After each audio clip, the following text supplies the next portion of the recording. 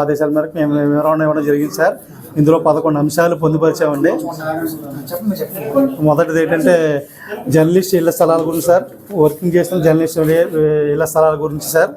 రెండవది జర్నలిస్టులకి ప్రతి సంవత్సరం అవార్డులు ఇచ్చేవారండి, ఆ అవార్డులు ఇవ్వడం మర్చిపోయింది. ఆ అవార్డుల కోసం సార్ సమాచార శాఖను బలోపేతం చేయడం కోసం ఆంధ్రప్రదేశ్ ప్రచురణ బృందం మా జర్నలిస్టుల పెన్షన్ గురించి అండి, ముఖ్యంగా జర్నలిస్ట్ సంక్షేమం కోసం.